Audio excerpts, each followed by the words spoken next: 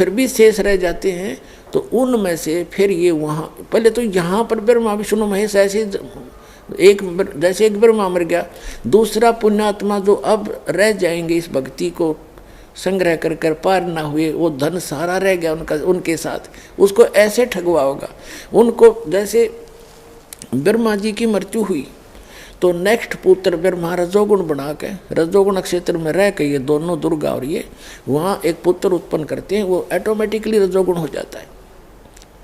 इस ब्रह्मा के मरते ही दूसरा युवा ब्रह्मा वहाँ धर देंगे ठाक है, और फिर वो सृष्टि चलाए, वो ऐसे रहेगा इतनी वर्ष के बाद फिर उसकी मृत्यु। ऐसे 7 ब्रह्मा की मृत्यु के बाद एक विष्णु मरेगा, ऐसे एक नेक्स्ट विष्णु वो उत्पन्न करके अचेत रखेंगे, इस विष्णु के मरते ही दूसरा विष्णु धर देंगे, और वो जो मृत्यु को प्राप्त हुए ब्रह्मा विष्णु महेश वो नीचे 84 लाख योनियों के चक्कर में फिर से गिर जाएंगे।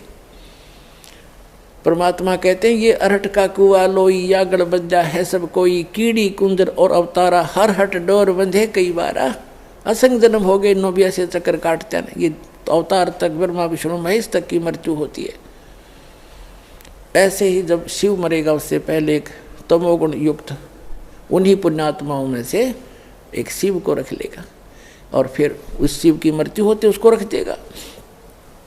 ऐसे इसने अपनी व्यवस्था बना रखी है। इसको 1 लाख मानव शरीरधारी प्राणी खाने होते हैं, और उस अपने खाने के लिए इसने तीनों पुत्रों की ड्यूटी ला रखी है। इनको ऐसे गुण युक्त बना रखा है, इनके भी बस की बात नहीं है। अब आपने कबीर गरीबदास साहिब जी की वाणी में एक पढ़ा, जैसे आपने तो नहीं पढ़ा होगा, बहुत बार बोला है दास ने कि राम कृष्ण सतगुरु सहजादे और भक्ति हेत या हुए प्यादे। कहते ब्रह्मा विष्णु और महेशा ये तीनों देव दयालु हमेशा। अब जो ये वचन बोला है कितना गूढ़ है कि राम कृष्ण उस परमात्मा के सहजादे हैं, यानी उन विशेष अच्छी आत्माएं हैं। इन्होंने घने भक्ति करी थी लेकिन गलती खा गए, यहीं रह गए।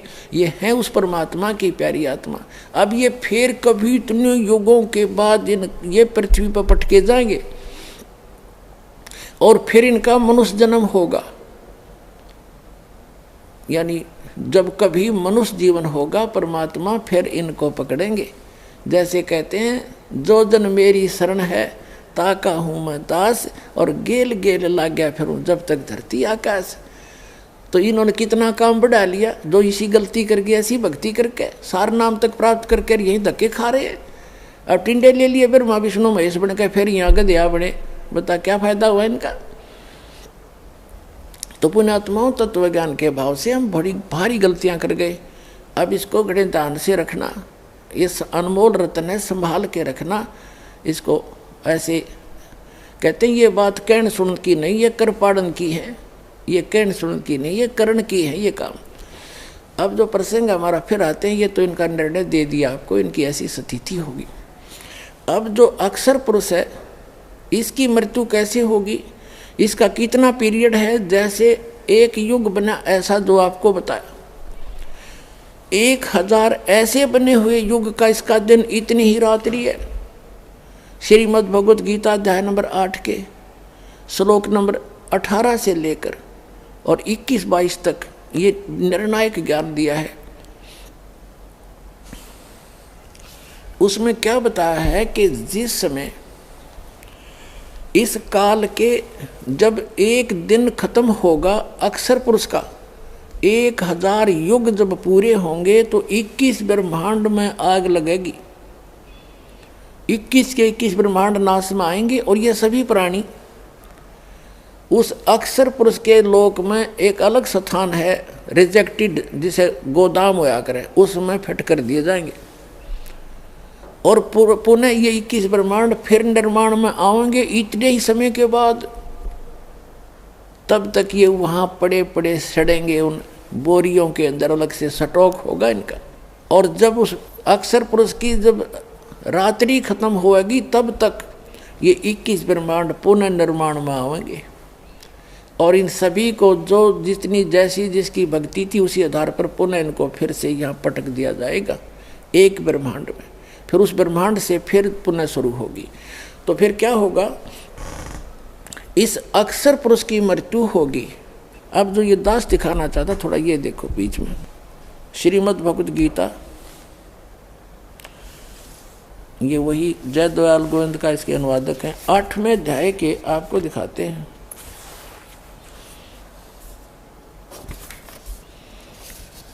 सत्रमा आपने पढ़ लिया।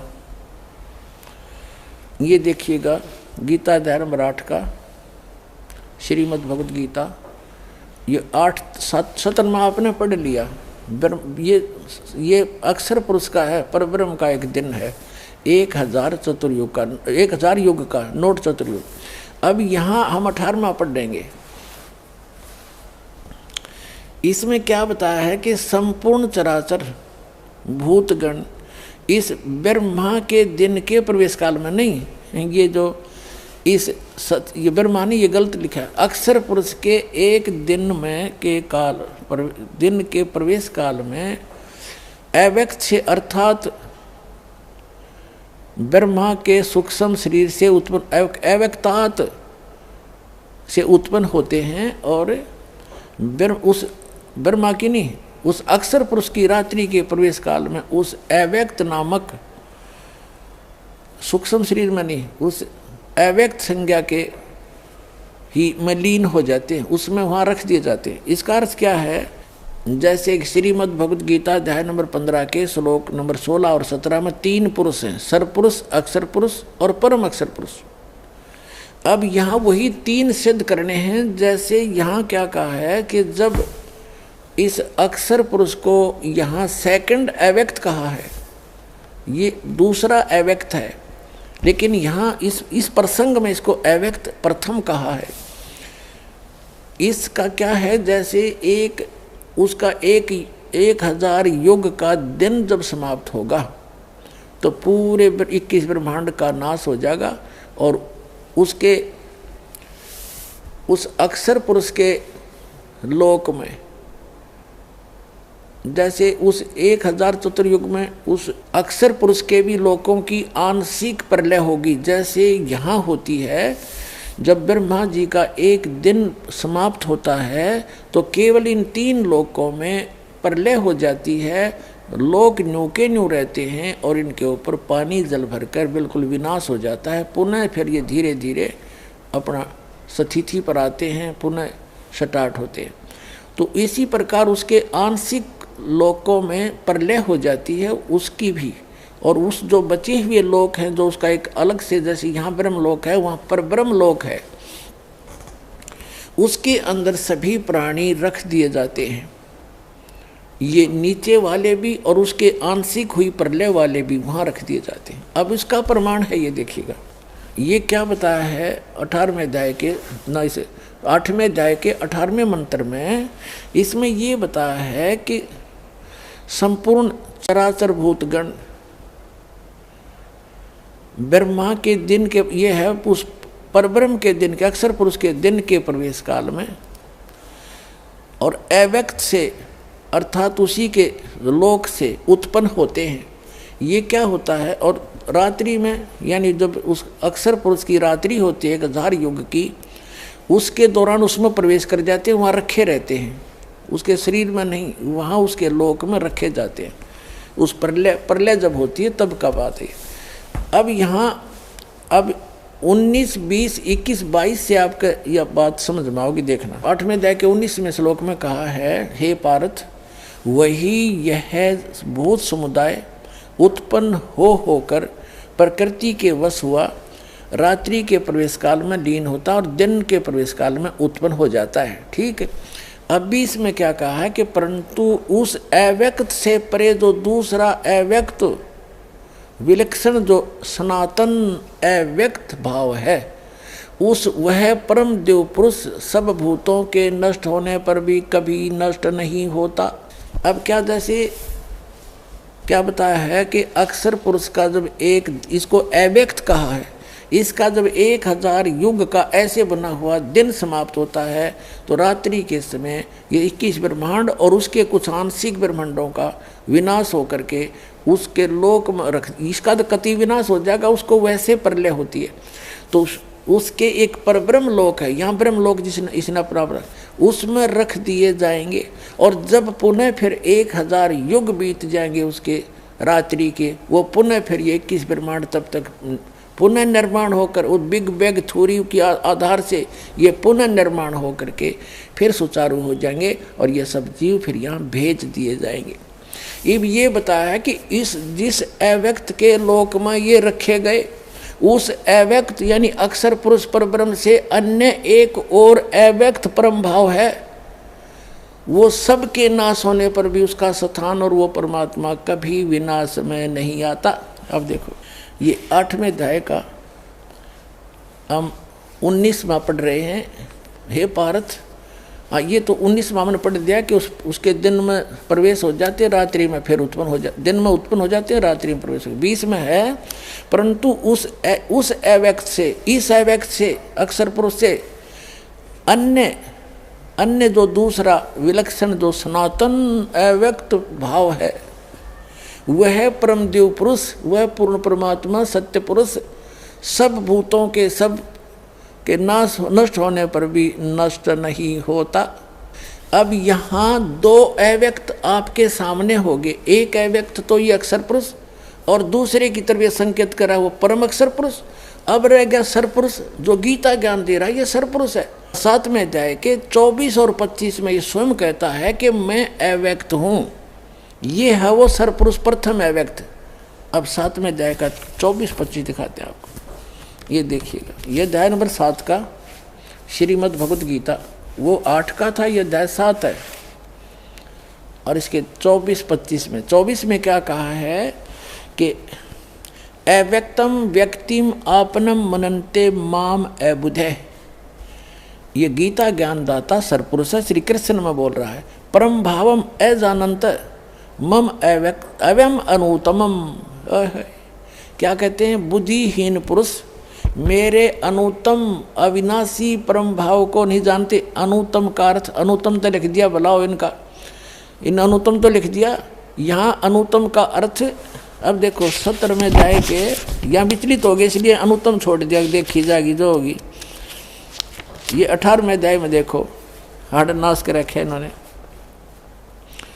ये 18वां अध्याय है इसी 7वें का। इसमें क्या कर रखा है इन्होंने? अनुतमाम गति है इसमें।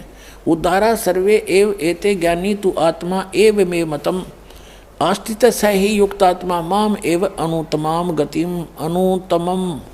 अनुतमाम गति घटिया गति में, इसका अनुतमाम का अर्थ कर दिया अति उत्तम। वारे देवताओं, अनुत्तम माने अति उत्तम। 7वें अध्याय के 24वें श्लोक में ये विचलित हो गए, ये देखिएगा। अब 7वें अध्याय के ने सोचा अनुत्तम लिख दो। अब आत्मा तो इनकी भी नहीं मान रही थी, लेकिन अज्ञान था इनको। कहते हैं बुद्धिहीन मेरे, अनुत्तम का अर्थ अनुत्तमम, अनुत्तम का अर्थ लिख दिया अनुत्तम, या इसको हम घटिया भी तो बोल सकते हैं, और उसमें अति उत्तम कर रखा है। इसका अर्थ भी अति उत्तम ही मान कर लिख रहे हैं यहाँ पर। अनुत्तम हम इसको कहेंगे घटिया, अश्रेष्ठ, अविनाशी परम भाव को न जानते हुए ये बुद्धिहीन मेरे अनुत्तम यानी घटिया इस अटल नियम को, परम भाव को नहीं जानते हुए अव्यक्तम मुझ अव्यक्त माम, मुझ अव्यक्त को, ये तीनों ने बकवाद कर रखी है। माम अव्यक्तम, मुझ अव्यक्त को व्यक्तिम आपनम मनन्ते, मुझे कृष्ण रूप में, व्यक्ति रूप में प्राप्त हुआ मानते हैं ये मूर्ख, ये बुद्धिहीन। ये क्या कहता है कि मुझ अव्यक्त को, मैं अव्यक्त रहता हूँ, मैं किसी के सामने नहीं आता, गुप्त हूँ, और मुझ अव्यक्त को ये बुद्धिहीन व्यक्तम आपनम मनन्ते व्यक्तिम, ये श्री कृष्ण मान रहे होंगे। I am not Krishna. ये अव्यक्त, ये क्या कहता है फिर आगे 25वें श्लोक में 7वें अध्याय के, ये देखिएगा। ये 24वां हमने पढ़ लिया 7वें अध्याय का। अब 25वां यह है, न अहम प्रकाश है सर्वस्य योग माया समावर्त मूढ़ मूर्ख अयम न अभिजानन्ति लोक माम अजम अव्यम। अजम माने मुझ अजन्मे को। यहाँ अजम का अर्थ है कि मैं माँ से जन्म नहीं लेता, इसका जन्म ऐसे होता है। जैसे गीता अध्याय नंबर 10 के श्लोक नंबर 2 में कहता है कि मेरी उत्पत्ति को ये देवता, ये ऋषि, ये मैं ऋषि नहीं जानते, क्योंकि ये मेरे से उत्पन्न हुए हैं। इसकी बाप की उत्पत्ति को बच्चे कैसे जानेंगे? तो दादाजी बतावेगा। तो दादाजी कबीर साहब उसने आकर बताए आपके समक्ष, और कबीर सागर में लिखा हुआ 600 वर्ष पहले। तो यहाँ इस प्रश्न का उत्तर कौन ब्रह्मा का पिता है, कौन विष्णु का की माँ, शंकर का दादा कौन है, हमको दे बता। तो ये कबीर परमेश्वर है, हम इन सब का, ब्रह्म का भी पिता, यानी तो ब्रह्मा विष्णु महेश के पिता का भी पिता, वो सब का दादा है, यानी सबके उत्पत्ति का मूल कारण वो है। अब हम पढ़ रहे हैं 7वें अध्याय का 25वां श्लोक। अब यहाँ से ये निर्णय कर रहे हैं हम, ये 25वां श्लोक है, अपनी योग माया से छुपा हुआ मैं सबके प्रत्यक्ष नहीं होता, इसलिए यह है अज्ञानी जन समुदाय मुझ अजम, मैं अजम माने मैं अब जन्म लेकर नहीं आया हूँ कृष्ण में, वैसे प्रवेश कर रहा हूँ। मेरे इस अवयम न अभिजानंती, मेरे इस अविनाशी नियम को नहीं जानते, यानी ये कभी ये अटल नियम है मेरा कि मैं कभी किसी के सामने नहीं आता, योग माया से छुपा रहता हूँ और मैं अव्यक्त हूँ। तो ये प्रथम अव्यक्त है, ये सरपुरुष है। और 2 अव्यक्ति भाग्य आपको सिद्ध करेंगे 8वें अध्याय के अभी 20 और 21 में आपने पढ़ ही लिया। तो ये 3 अव्यक्त हैं और 3 ही ये पुरुष हैं। प्रथम अव्यक्त ये सरपुरुष है, ब्रह्म 21 ब्रह्मांड का स्वामी है, और दूसरा अव्यक्त ये अक्षर पुरुष है, ये 7 संघ ब्रह्मांड का स्वामी है, और तीसरा अव्यक्त जो कभी सभी के नष्ट होने पर भी कभी नष्ट नहीं होता, वो परम द्वीप पुरुष यानी परम अक्षर पुरुष, वो कबीर भगवान है। ये देखिए, अब हम 8वां अध्याय में आगे 7वां पढ़ लिया, उसमें से सिर्फ इतना ही कंसेप्ट, इतना ही प्रमाण लेना था हमने कि प्रथम अव्यक्त 7वें अध्याय के 24 और 25 में ये खुद कहता गीता ज्ञानदाता कि मैं अव्यक्त हूँ, अपनी योग माया से छुपा रहता हूँ, ये मेरा अश्रेष्ठ घटिया अटल नियम है कि मैं कभी किसी के सामने नहीं आता।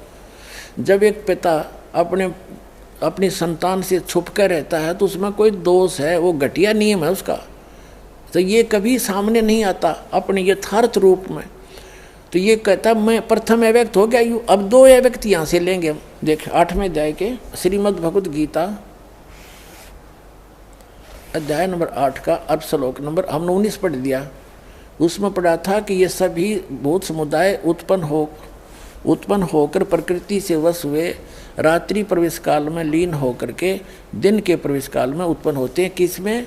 वो ब्रह्म ने ये यहाँ इस स्पष्ट कर ही दिया, इस काल के ये ब्रह्म ने ये अक्षर पुरुष पर ब्रह्म के दिन में इस अव्यक्त ये व्यक्त ये अव्यक्त इस अव्यक्त से इस अव्यक्त के शरीर में नहीं लोक में प्रवेश करते हैं।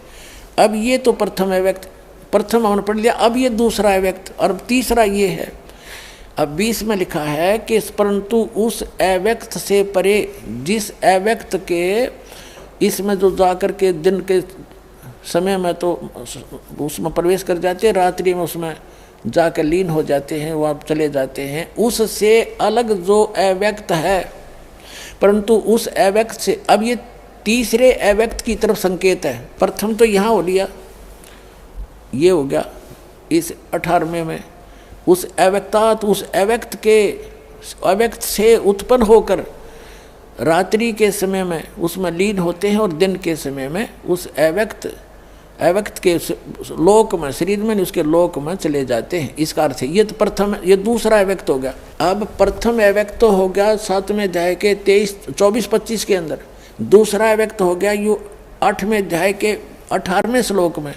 अब तीसरे अव्यक्त की तरफ संकेत कर रहा है 8वें अध्याय का ये 20वां श्लोक। देखिएगा 8वें अध्याय का ये 20वां श्लोक है कि इस अव्यक्त से जो अब प्रसंग चल रहा है, परंतु उस अव्यक्त से, इस ऊपर के अव्यक्त से परे जो दूसरा विलक्षण जो सनातन अविनाशी अव्यक्त भाव है, वह परम पुरुष, वह परम दिव्य पुरुष सब भूतों के नष्ट होने पर भी नष्ट नहीं होता।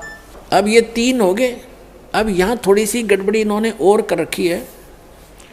अब देखना 21 में अब 21 में है श्रीमद् भगवद गीता अध्याय नंबर 8 के श्लोक नंबर 21 में हम आगे हैं। ये 21 मंत्र है।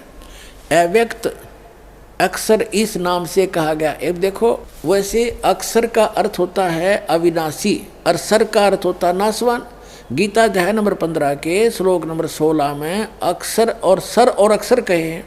अब इसको इसलिए अक्षर कहा है कि इसका जीवन काल बहुत ज़्यादा है और ये अक्षर दिखा, लेकिन 15वें अध्याय के 17वें श्लोक में स्पष्ट कर दिया कि उत्तम पुरुष इनसे दूसरा है।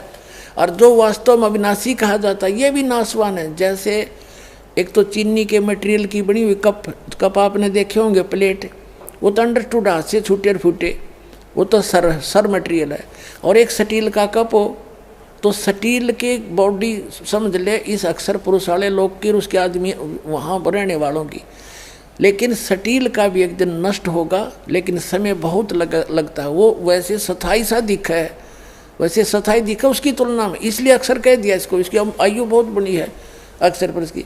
अब कहा है कि वो उससे अन्य है वो परमात्मा, वो अक्षर पुरुष। अब सरपुरुष अक्षर पुरुष, अब यहाँ जो अक्षर शब्द है यह अविनाशी की तरफ संकेत है, लेकिन वो अक्षर नहीं है। इसलिए तो आगे कहा कि उत्तम पुरुषत्व अन्य परमात्मा इति उदाहरते। तो पुण्यात्माओं, ये सदग्रंथ हैं, ये कोई बालकों के लेख नहीं। और इन अज्ञानियों ने इनका अनुवाद किया है तो वो अबाई वक रखिए। अब ये है गीता का सार। ये गीता का सार क्या सुना करते हमने, तेरा क्या जाता अर्जुन, तू क्या लेकर आया था, आत्मा तो अमर है, शरीर तो बदलता ही रहता। गीता सार हो गया, यो खा गीता सार हो गया। गीता सार तो अब पता चलेगा इस अनमोल रतन ने क्या बताया, अनमोल ग्रंथ ने। अब देखो, श्रीमद् भगवद गीता अध्याय नंबर 8 के हम श्लोक नंबर 21 को पढ़ रहे हैं। अव्यक्त अक्षर है, अव्यक्त अक्षर, ये अविनाशी अव्यक्त, ये यहाँ अविनाशी शब्द लिखना चाहिए। इस नाम से कहा गया है और इस अविनाशी नाम भाव को परम गति कहते हैं। ये है वो परम गति। और जिस सनातन अव्यक्त भाव को प्राप्त होकर मनुष्य वापस नहीं आते, वह मेरा परम धाम है। अब देखो, यहाँ गलती खा गई है। अब ये यहाँ क्या कहना चाह रहा है कि मैं भी कभी वहीं रहा करता था, मेरा मूल निकास वहीं से है, इसको वहाँ से इसको निष्कासित किया गया था। जैसे एक व्यक्ति कह रहा था कि हमारे गांव का एक लाला जी था बनिया वैसे, और मैं कुदरती उसी की दुकान पर चला गया। लेकिन वो गांव छोड़े उन्होंने लगभग 50 वर्ष हो गए थे। हमारे जन्म से भी पहले वो गांव छोड़कर शहर में रह रहे थे और वहाँ अपनी सब संपत्ति को सेल कराए थे। और वो व्यक्ति वृद्ध वहीं बैठा था। उसने मुझसे पूछ लिया, आप कौन से गाँव के हो? मैंने अपना गाँव बताया कि मैं उस गाँव का हूँ। तो वो कहता है कि हमारा भी मूल गाँव, हम भी उस गाँव के हैं। और जबकि उस गांव में उसकी कोई संपत्ति एक पैसे की भी नहीं है, लेकिन फिर भी वो कह रहा है कि हम भी उसी गांव से हैं, उसी मेरा मूल गांव वही है। तो ये यहाँ ये कह रहा है कि वो स्थान जहाँ वो परम अक्षर ब्रह्म रहता है, ये मेरा परम धाम तो वही है, असली स्थान तो मेरा भी वही है। तो इसका ये अर्थ है, लेकिन अब इसका वहाँ कुछ नहीं है। लेकिन वैसे कहने में ये कहता है कि वो मेरा परम धाम है, मेरा भी वहाँ से ही निकास है, इसका ये अर्थ है। इसको आप सृष्टि रचना में पढ़ोगे तब पता चलेगा ये वहीं से निष्कासित है। अब देखो, अब 8वें अध्याय के हम गीता जी के 21वें को पढ़ रहे हैं कि वो अव्यक्त अक्षर यानी अविनाशी अव्यक्त इस नाम से कहा गया है। इस अक्षर अविनाशी अव्यक्त भाव को परम गति कहते हैं, जो उस लोक में चले गए सतलोक को। और जिस सनातन अव्यक्त भाव को प्राप्त होकर मनुष्य वापस नहीं आते, वह मेरा परम धाम है। वैसे इसका अर्थ ये है कि वो परमम, वो मम धाम परमम, वो मेरे धाम से श्रेष्ठ है। एक तो अर्थ इसका ये बनेगा सीधा तो। और वैसे हम इसका अर्थ लगाएं तो इसका अर्थ ये बनता है, ये कहना चाहता है कि मेरा भी मूल स्थान वही है। अब उसका वहाँ है कुछ नहीं। जैसे अभी आपको उदाहरण दिया एक सेठ का, तो ऐसे समझना। अब आगे देखो, अब देखो 22 में क्या कहा है कि हे पार्थ, जिस परमात्मा के अंतर्गत गीता ज्ञानदाता से अन्य है वो परम अक्षर ब्रह्म, सर्वभूत सभी प्राणी आते हैं। जिस सच्चिदानंद घन परमात्मा से यह समस्त जगत परिपूर्ण है, वह सनातन अव्यक्त परम पुरुष तो अनन्य भक्ति से प्राप्त करने योग्य है। हो गया स्पष्ट। गीता ज्ञानदाता अपने से अन्य किसी और परम अक्षर ब्रह्म पूर्ण परमात्मा की भक्ति करने के लिए कह रहा, और उसकी भक्ति तो अनन्य मन से करने से वाले को प्राप्त होगी। अनन्य माने एक इष्ट रूप में उस परम पिता को मानकर सत साधना, ये सभी साधना करने वाले को वो परमात्मा प्राप्त होगा। अब जो प्रसंग जो दास क्लियर करना चाह रहा था, अब उस कल और आज के सत्संग में वहाँ आए हैं जहाँ आदरणीय गरीबदास साहिब जी के उस अमृत वचनों को दास साहब के समक्ष स्पष्ट करना चाहता था। क्या कहते हैं, अब जैसे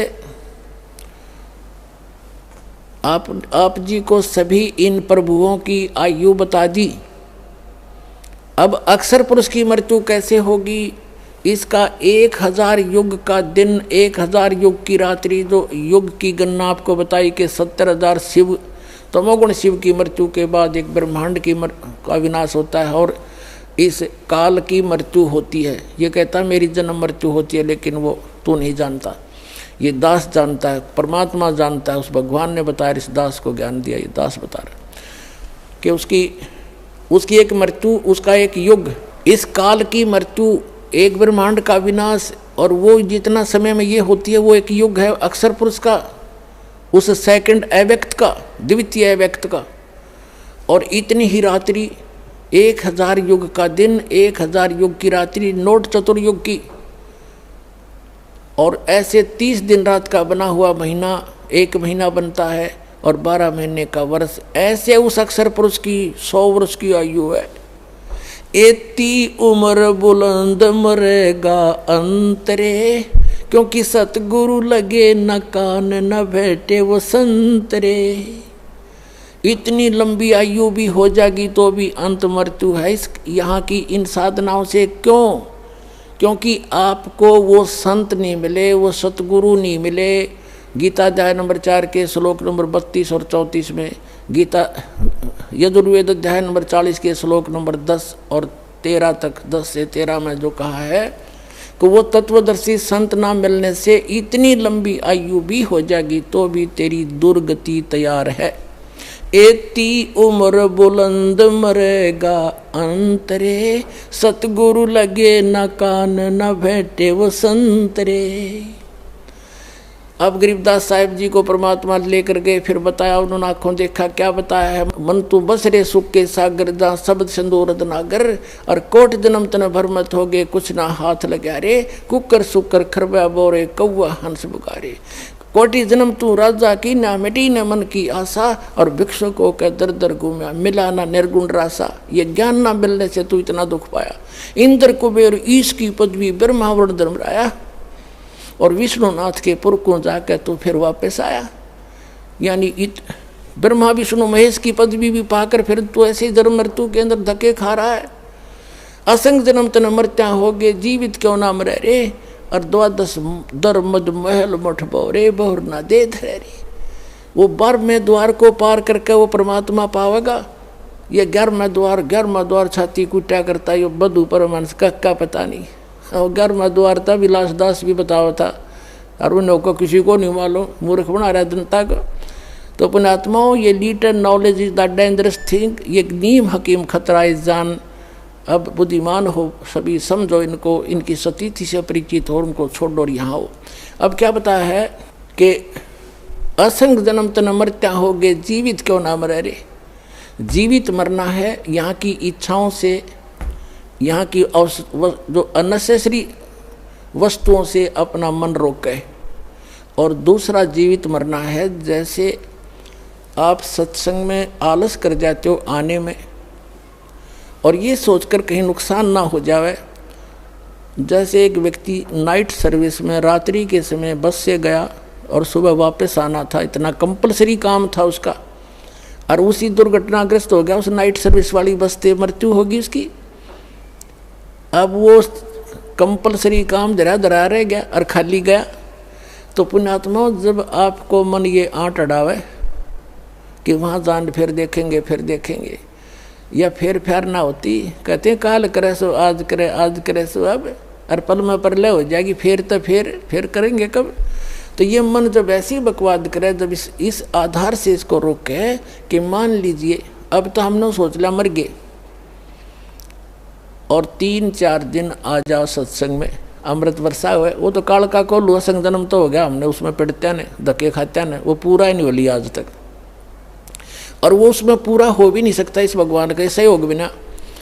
तो मान लीजिए 3 दिन आप 4 दिन आप आए और वहाँ कुछ हानि होगी तो उसने फिर ठीक कर लेंगे। और जब परमानेंट टिकट कट गई, परमानेंट मृत्यु होगी, फिर वो धरा धरा रह गया, ना भगवान मिला ना वो काम होया। तो इस प्रकार इस मन शैतान को अपने परमात्मा के फार्मूला तो रोके और भगवान के चरणों में दुखी सुखी चाहे किसी प्रकार भी पहुँचे। आपका बड़ा पुण्य होता ही आने पे। संत मिलन को चालिए तज माया अभिमान, और जो कदम आगे रखे ओ हे यज्ञ समान। और यहाँ आते हैं तो 2 रुपये दान भी करने की सोचते हो। ये दान जो यहाँ किया गया ये आपका है, और वहाँ कोठीर बंगले बना के धर गए, वो काल का आपका नहीं है। और यहाँ सदा व्रत चले, दिन रात किसी टाइम आओ, परमात्मा के बच्चों के लिए भगवान ने सारा भंडारा खोल रखा है। तो यहाँ जो दान करते हो, यहाँ आने का सत्संग सुनते हो और आकर बैठते, ये बड़े पुण्यों से आप परिपूर्ण हो रहे हो। तो कहते असंग जन्म तन मर्त्या होगे, जीवित क्यों नाम रह रे, 12 दर मद महल मठ बोरे, बहु नौ दे धर रे। उस 12वें द्वार को पार करके परमात्मा का वो लोक है। प्रथम 11वां द्वार है जो 21 ब्रह्मांड से पार करके हम इस अक्षर पुरुष के लोक में प्रवेश करेंगे, और 12वां द्वार है जो 7 संग ब्रह्मांड करके सतलोक के अंदर जब हम उस द्वार से पार करेंगे तो वो द्वार इस भक्ति से खुलते चले जाएंगे ऑटोमेटिकली आपके, और 12वां द्वार पार करके आप सतलोक में प्राप्त करोगे, जहाँ फिर लौट कर फिर कभी नहीं आओगे। फिर क्या बताते हैं कि दोजक बहिष्ठ सभी तय देखे राजपाट के रसिया। दोजक कहते हैं नरक को, बहिष्ठ कहते हैं स्वर्ग को, कि स्वर्ग और नरक में असंख्यों बार धक्के खा लिए, और 3 लोक से तृप्त ना ही ये मन भोगी खसिया।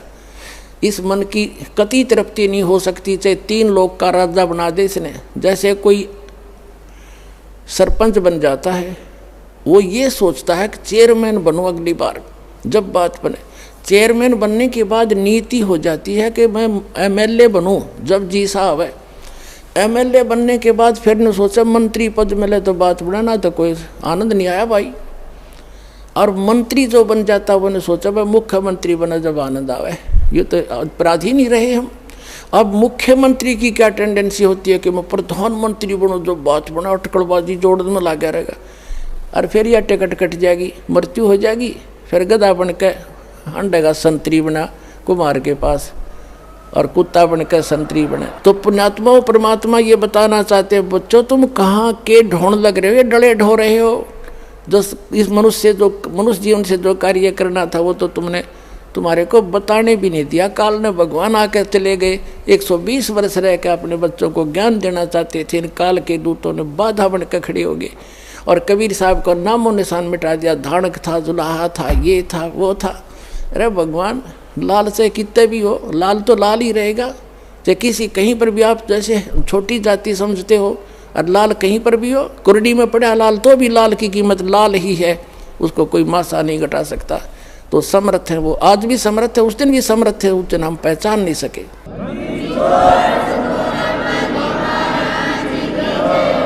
अब क्या बताते हैं, दोजिक भिस्त सभी ते देखे राजपाट के रसिया, और 3 लोग से तरपत नाही यो मन भोगी खसिया। फिर कहते सतगुरु मिले तो इच्छा मेटे, पद मिल पदे समाना, और चल हंसा उस लोक पठाऊं जो आज अमर स्थाना। अब सतगुरु मिले तो इच्छा मेटे, ये सारा ज्ञान समझा के यहाँ से समेट देंगे आपकी इच्छाओं को। और पद मिल पदे समाना, गीता अध्याय नंबर 15 के श्लोक नंबर 4 में कहा कि तत्व ज्ञान की प्राप्ति के उपरांत उस तत्व ज्ञान के आधार से परमेश्वर के उस परम पद की खोज करनी चाहिए, जहाँ जाने के बाद साधक लौटकर फिर कभी संसार में नहीं आता। अभी 8वें अध्याय के गीता के 21वें श्लोक में भी आपने पढ़ लिया कि वो परम धाम है, वहाँ जाने के बाद सनातन परम धाम है, वहाँ जाने के बाद साधक फिर लौटकर कभी वापस नहीं आता, वो परम अक्षर ब्रह्म का स्थान है। तो वो स्थान वहाँ जाने के बाद फिर कभी लौट कर नहीं आते, उस पद को प्राप्त होते हैं। अब ये कोड वर्ड है, ये सूक्ष्म वेद है, उस अन्य वेद से भी गहन ज्ञान है, ये गूढ़ रहस्य है। इसमें लिख बोला है कि सतगुरु मिले तो इच्छा मिटे और पद मिल पदे समाना। यहाँ दो शब्द हैं पद। एक पद का अर्थ है way of, method of worship, पद्धति। भगवान, पद माने पद्धति, भगवान की यथार्थ पद्धति प्राप्त करावेगा सतगुरु, और उस पद्धति से वो पद मिलेगा। कौन सा? जहाँ जाने के बाद फिर लौट कर कभी संसार में नहीं आते।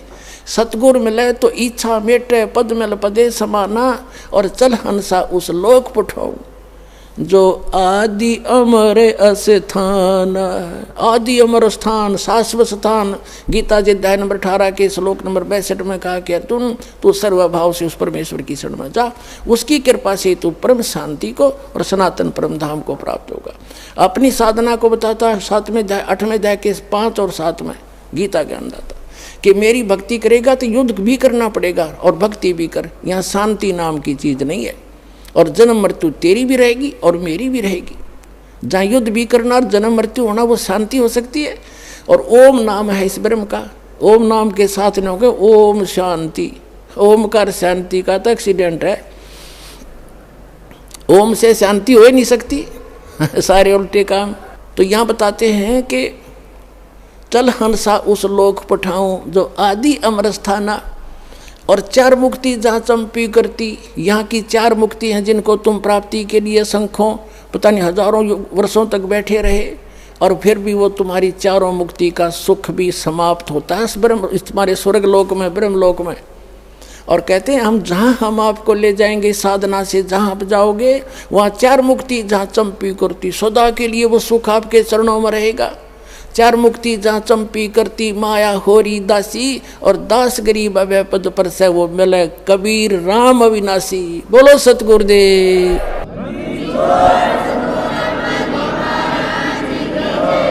सत साहिब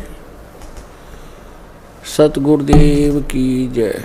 बंदी छोड़ कबीर परमेश्वर जी की जय। बंदी छोड़ गरीबदास जी महाराज जी की जय हो। स्वामी राम देवानंद जी गुरु महाराज जी की जय हो।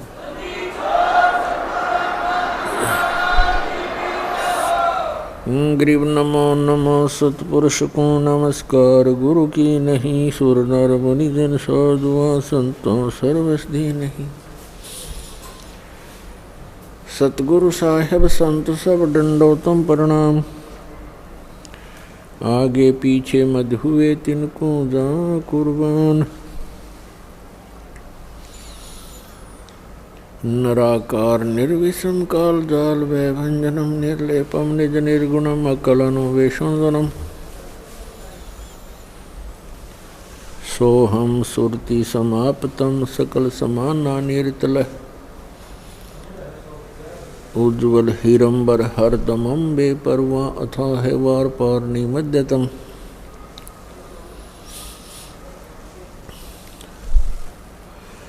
ग्रीब जो सुमर सिद्ध होई गणनायक गुलता ना करो अनुग्रह सोई पारस पद परवाना। आदि गणेश मनाऊं गणनायक देवन देवा। चरण कमल लो लाऊं आदंत करूं सेवा। परम शक्ति संगीतम रिद्धि सिद्धि दाता सोई। अवगत गुण अतीतम सत्य पुरुष निर्मोही जगदम्बा जगदीशम। मंगल रूप बुरारी तन मन अर्पों शीशम भक्ति मुक्ति भंडारी। सुर नर मुनि जन ध्यावे ब्रह्मा विष्णु महेशा। शेष सहस मुख गावे पूजे आदि गणेशा। इंद्र कुबेर सरीखा वरुण धर्म राय ध्यावे। समर्थ जीवन जी का मन इच्छा फल पावे। 33 कोटि आधारा दावें शेष 88 उतरे बहुजल पारा कट है यम की फांसी 33 कोटि आधारा दावें शेष 88 उतरे बहुजल पारा कट है यम की फांसी कर जोरूं विनती करूं धरूं चरण पर शीश गुरु जी राम देवानंद जी महाराज ने दियो नाम बख्शीश कोटि कोटि सिजदा करूं कोटि कोटि प्रणाम चरण कमल में राखियो मैं बंदी जाम गुलाम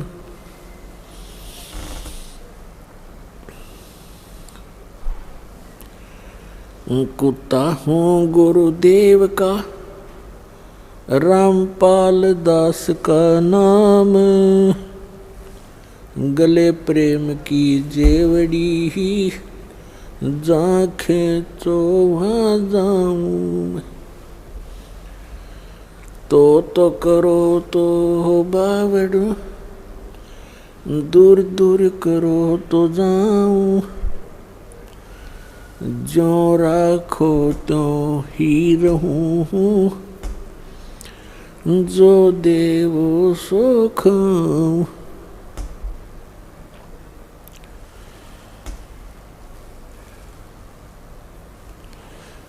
परमपिता परमात्मा पूर्ण ब्रह्म सारी सृष्टि के रचनहार कबीर परमेश्वर जी की असीम रजा से आप सभी उस परमात्मा के प्यारी आत्माएं इस तत्व ज्ञान को पहचान कर अपने पिता को पहचान कर अपने मूल मालिक को पहचान कर यहाँ सतलोक आश्रम बरवाला के अंदर उपस्थित हुए। धन्य है आपके माता पिता जिनसे जन्म हुआ। लख बर सूरा जूझ ही लख बर सांवत दे लख बर यति जहान में तब सतगुरु शरणा ले। तो पुण्यात्माओं, आप ऐसे पुण्य कर्मी प्राणी हो, युगों युगों से आप बहुत ही परमात्मा के निकट रहे हो, लेकिन हम पार नहीं हो पाए क्योंकि हम भगवान को पहचान नहीं पाए, तत्व ज्ञान हम समझ नहीं सके। यहाँ का सबसे बड़ा जाल काल का ये है कि जिस भी जीव को, मानव शरीरधारी प्राणी को जरा सा भी कोई यहाँ की ये नकली सुविधा उपलब्ध है, उसको परमात्मा की कति आवश्यकता महसूस नहीं होती। और जो महादुखी हैं वो परमात्मा के लिए भटकते हैं, तो काल न ये नकली संत, नकली दूत, ये ठग कदम कदम पर बैठा रखे हैं, वो उनके फंस के अपना जीवन नाश कर जाता है। और जो भक्ति करता नहीं, पूर्व जन्म का पुण्यकर्मी प्राणी है, उसको सब अच्छी सुविधाएं प्राप्त हैं, उसका व्यवसाय भी ठीक है, कोई पद पोस्ट भी उच्च है, परिवार भी अच्छा है, बच्चे भी लायक हैं, वो पूरे पूर्व जन्म के संस्कार हैं उनके, तो तत्व ज्ञान के अभाव से वो ऐसे अपना जीवन नष्ट कर जाते हैं। इस सारे अंधेरे को, संपूर्ण अज्ञान को हटाने के लिए, इसका नाश करने के लिए परमात्मा स्वयं ही आते हैं। उस परमात्मा के अतिरिक्त जितने भी संत, महात्मा, काजी, मुल्ला, आचार्य, शंकराचार्य, मंडलेश्वर, महंत संत हैं, या जो देव पद प्राप्त किए हुए हैं, ये सभी जीव संज्ञा के अंदर है और परमात्मा की महिमा को जीव नहीं जान सकता अपने बल से। इसलिए परमेश्वर स्वयं आते हैं हमें अपने कुछ आंशिक महिमा जो हमें आवश्यक है वो बताने के लिए।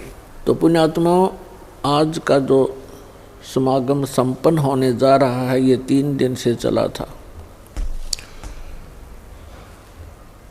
ये किस उपलक्ष्य में है? प्रथम दिन भी आपको जानकारी दी गई थी, लेकिन प्रतिदिन श्रद्धालु बदलते रहते हैं, आते रहते हैं, सुनते रहते हैं। आज वो शुभ दिन है, परमात्मा ने वो दया बख्शी थी, सतगुरु आए दया करी, ऐसे दीन दयाल बंदी छोड़ वृद्धतास का, जठरग्नि प्रतिपाल। गरीबदास जी ने कहा है कि सतगुरु आए दया करी, क्योंकि परमात्मा जब आते हैं यहाँ सतगुरु का ही रोल करते हैं। और सतगुरु की परिभाषा ये होती है कि वो सच्चा ज्ञान बतावे, सच्चे भगवान की जानकारी देवे, अविनाशी परमात्मा की। सदग्रंथों के अनुसार ज्ञान बताता है वो सतगुरु होता है, सच्चा ज्ञान दाता। तो सच्चा ज्ञान परमात्मा ही दे सकता है और उसको बताने के लिए वो परमात्मा स्वयं आते हैं।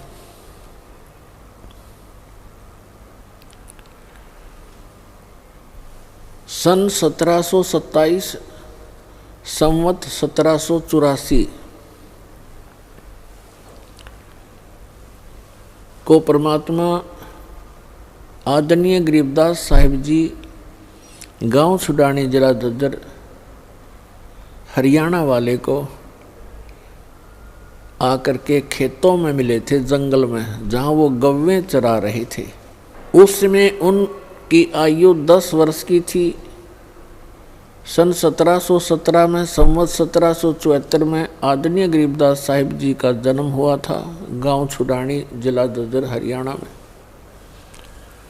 जब वो 10 वर्ष के हुए, अपने ही खेतों में अपनी ही गौओं को चारा चराने के लिए जंगल में लेकर गए हुए थे। साथ में अन्य 10-12 पाली गवाले उनके साथ सहयोगी थे और कुछ अन्य गांव के व्यक्ति अपनी गौओं को उन्हीं गरीबदास जी के ही जंगल में खेतों में चराने के लिए लेकर गए हुए थे। क्योंकि आदरणीय गरीबदास साहिब जी वैसे तो गांव करौथा के रहने वाले हैं, करौथा के रहने वाले थे, लेकिन इनके कोई मामा नहीं थे, इनकी माता श्री के कोई भाई नहीं था। इसलिए गरीबदास साहिब जी के पूज्य पिताजी श्री बलराम जी धनखड़ अपनी ससुराल छुड़ानी में वहाँ रहने लग गए थे। वहीं जाने के बाद आदरणीय गरीबदास साहिब जी का जन्म हुआ था। दिन के 10 बजे थे। वो परमात्मा जो लीला करते हैं वो लीला करते ही ऐसी हैं और इसके गवाह चारों वेद हैं। ऋग्वेद मंडल नंबर 9 और सूक्त नंबर 86 के मंत्र नंबर 26 और 27 में, ऋग्वेद मंडल नंबर 9 सूक्त 82 के मंत्र 1, 2, 3 में, ऋग्वेद मंडल नंबर 9 सूक्त 54 मंत्र 3 में, ऋग्वेद मंडल नंबर 9 सूक्त 20 मंत्र 1 में, ऋग्वेद मंडल नंबर 9 सूक्त 94 के मंत्र 1 में, ऋग्वेद मंडल नंबर 9 सूक्त 95 के मंत्र नंबर 2 में, ऋग्वेद मंडल नंबर 9 सूक्त 1 मंत्र 9 में, ऋग्वेद मंडल नंबर 9 सूक्त 96 के 96 के 16 से लेकर 20 मंत्र में, ऋग्वेद मंडल नंबर 9 सूक्त 29 के मंत्र नंबर 25 में यही प्रमाण दिया हुआ है कि वो परमात्मा ऊपर के लोक में रहता है, सतलोक में रहता है, अविनाशी स्थान के तीसरे पृष्ठ पर विराजमान है, वहाँ बैठा है सभी लोकों के ऊपर, और वहाँ से गति करके आता है, अच्छी आत्माओं को मिलता है और उनको उपदेश करने की इच्छा से वो कबीर देव नाम है उस परम पिता का, कबीर देव, हम उसे कबीर साहब बोलते हैं। तो उसी अपने गुण अनुसार जो वेद गवाही देते हैं, तो पुण्यात्मा हम वेदों को सत्य मानते हैं सभी। किसी भी, वैसे तो विश्व के अंदर किसी भी व्यक्ति से आप पूछोगे कि वेद एक सत्य वस्तु है, सत्य ज्ञान है, और महिमा का, परमात्मा की महिमा का गुणगान है। और उस परमेश्वर ने 600 वर्ष पहले आकर के बताया था कि वेद मेरा भेद है, मैं ना मिलूं वेदन के माही, और जौन वेद से मैं मिलूं ये वेद जानते नहीं। और वेद 5वां वेद है, सूक्ष्म वेद है, जिसको तत्व ज्ञान कहते हैं। वेद कहो ज्ञान कहो, तो तत्व ज्ञान है वो तत्व वेद है, वो सूक्ष्म वेद है। उस सूक्ष्म वेद के अंदर परमात्मा के पाने की महिमा कंप्लीटली लिखी हुई है, और इन 4 वेदों के अंदर महिमा तो परमात्मा की है, लेकिन उसके पाने की विधि नहीं है, वो सत्य साधना उसमें उनमें वर्णित नहीं है। तो इस प्रकार वो परमात्मा अपनी प्यारी आत्माओं को मिलते ही मिलते हैं और उनको तत्व ज्ञान से परिचित कराते हैं। गरीबदास साहिब जी 10 वर्ष के थे, खेतों में अपनी गौवें चरा रहे थे। वहाँ एक आजकल का मौसम, जैसे आज का मौसम है, दिन के समय में 10 बजे खूब गर्मी सी हो जाती है, और सभी गवाले एक जंडी के पेड़ के नीचे बैठकर खाना खा रहे थे। तभी परमात्मा सतलोक से चलकर आए। कहते हैं गरीबदास जी ने बताया है कि एक क्षण में यहाँ पर है, एक क्षण में प्रलय पार। वो परमात्मा एक सेकंड के भी कुछ अंश के अंदर यहाँ विद्यमान हो जाते हैं। एक जिंदा महात्मा का रूप बना करके और रस्ते रस्ते आ रहे हैं, जैसे यात्री किसी दूसरे गांव को जा रहा हो। उस रास्ते के ऊपर ही वो जांडी का पेड़ था। जब महात्मा जी निकट आए तो राम राम कहा। सभी पालियों ने, परमात्मा ने भी उत्तर दिया। पाली खाना खा रहे थे सभी गवाले, उन्होंने कहा महाराज भोजन पालो, आओ बैठो। उनके लिए एक वस्त्र बिछा दिया, चादर बिछा दी। परमात्मा विराजमान हुए। वो तो आए उसी उद्देश्य से थे, वो ना कहते तो भी उन्होंने तो बैठना ही था वहाँ उनके पास आकर के। वो तो अपने कहते हैं गोता मारू स्वर्ग में जा बैठूं पाताल, गरीबदास ढूंढता फिरूं अपने हीरे मोती लाल। गरीबदास जी बता रहे हैं, कबीर साहब ने बताया कि अपनी अच्छी आत्माओं को, जो मेरे लाल हैं, मेरे बहुमूल्य प्राणी हैं, जीव हैं, उनको खोजता फिरता हूँ। कभी स्वर्ग में जाता हूँ, कहीं पाताल में पहुँच जाता हूँ, कभी पृथ्वी के ऊपर उनको तत्व ज्ञान से जगाता हूँ। तो उन्होंने कहा, परमात्मा ने कहा भी मैं खाना खा के आया हूँ अपने गांव से। बच्चों ने पूछा जी आपका गांव कौन सा है, क्या नाम है आपके गांव का? परमात्मा ने बताया मेरे गांव का नाम सतलोक है, सत्यलोक है। कितनी दूरी पर है?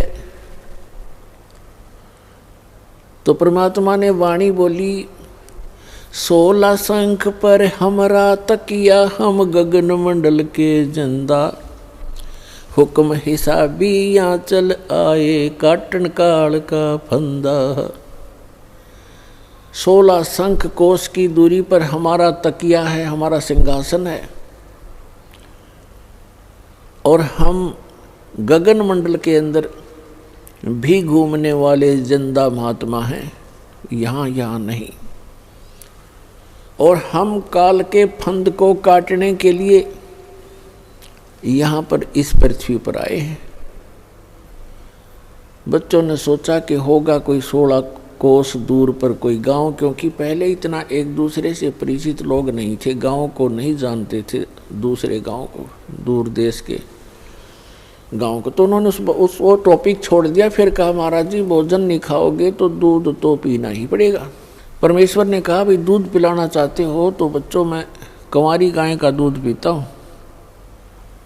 जो बड़े बड़े पाली थे उन्होंने कहा कि बाबा जी तेरी नीत ठीक को नहीं, मजाक कर रहे हो आप हमारे साथ, कंवारी गाय कभी दूध देती है? परमात्मा ने कहा देख लो भाई दूध पिलाना है तो कंवारी गाय का पिया करूँ मैं।